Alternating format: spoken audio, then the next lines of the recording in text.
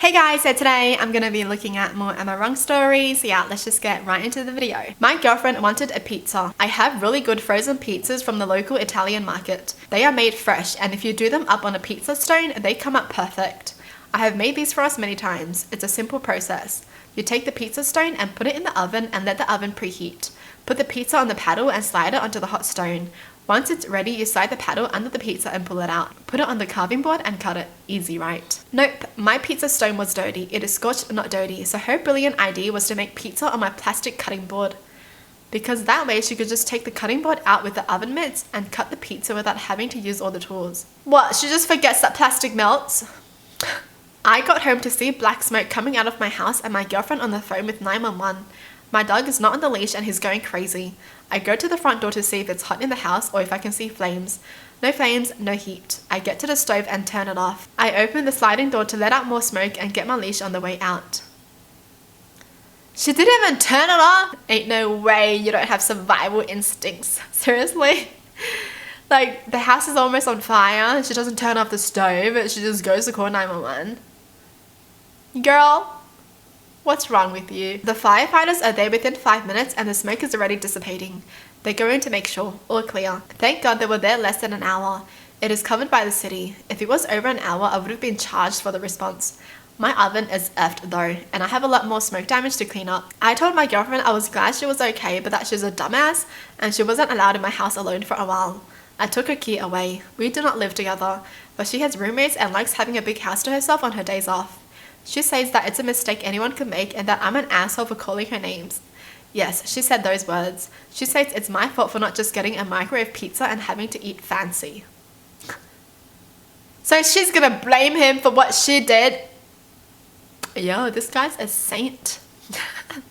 This guy's not even mad. Holy, ain't no way you almost burned the house down and then you have the audacity to talk back. Just accept that you're dumb. Alright, like if I was a girl, if I did this, yeah, I would just accept that I'm dumb. Alright, oh shit, okay. I got you, you know what? I don't trust myself either, okay? I'm just gonna, not touch anything anymore. Like seriously? Someone did something wrong and they're not gonna apologize, but they're gonna just talk back? Well, now I know how our parents feel. My late wife passed 3 years ago. Our 2 kids were in their late 20s at the time. It's been a hard few years and it is even harder now that I live alone. She had a lovely dark chocolate cherry cake. It was my favorite thing that she would make and I always requested it for Father's Day. I'm a shit baker and I have tried to remake it from her notes. The notes are not very clear and it never turns out correct. It is depressing spending so much time in it being wrong. I have asked my 2 kids to try and make it but they have refused to. I was told that they will not figure out the recipe and to stop asking. I went to a local bakery and asked for them to figure it out. They agreed as long as I gave them the permission to sell the cake in the store. It didn't take them long to figure it out and it is almost exactly the same to my wife's. I bought one for Father's Day and my kids were happy about the cake until I told them the bakery did it. They are pissed I would sell their mother's recipe to a bakery. This whole week they have been telling me how much I'm a jerk for this and I'm wondering if I'm really a jerk. I just wanted to eat a cake again. Why? Why is he the jerk? I mean the kids didn't care. I freaking hate people like this person's kids, right? Like let's say they don't want anything to do with this project. But then once the project gets picked up, all of a sudden they want to do it. People like that actually piss me off. Like you had the opportunity, the time, the equipment, everything. But nope. You didn't want it. So now the bakery's gonna make it. And you guys can enjoy the cake. That's a good thing. Jeez, like I actually like this and now other people can be enjoying his wife's cake. It's like her own little legacy after she passed. It's a good thing. Alright, moving on. I'm a woman in my late 50s, married to my husband early 60s. We've been married for 30 odd years. I have fulfilled the role of a traditional wife for much of our marriage and I left paid work soon into our marriage. My husband is very successful in his business and we live comfortably. All our children are adults now. My husband built his business from the ground up and I was instrumental to the early success which set it up to be what it is today.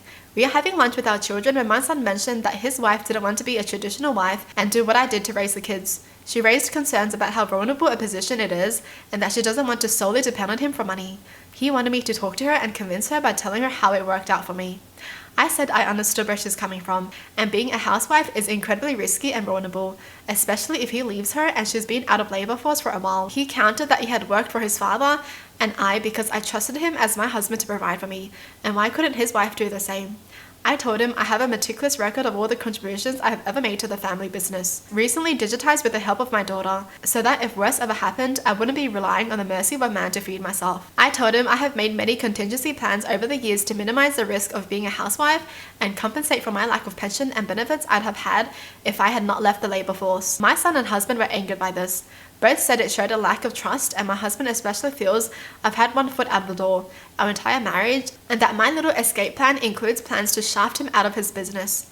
I told him the fact that he refers it to his business rather than ours is exactly why I kept those records and why I won't be telling my daughter-in-law to do what she doesn't want to do. Wow, this woman's smart. I mean, she just proved herself right.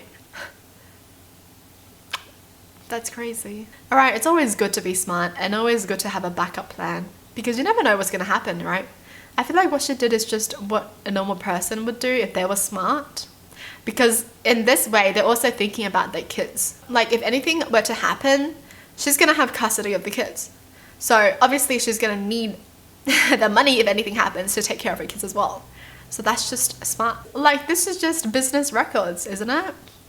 If you both start a business together, it's normal to have these records.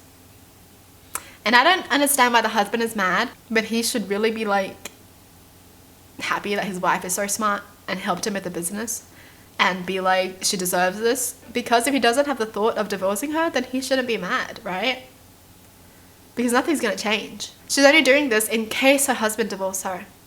So if he's never planning on divorcing her, then it's fine, everything's good. No? Interesting. Well, that's it for the video. Hope you guys enjoyed. Tell me in the comments down below what your thoughts are, and as always, thanks for watching. Hope you guys liked it, and I'll see you guys next time. Bye!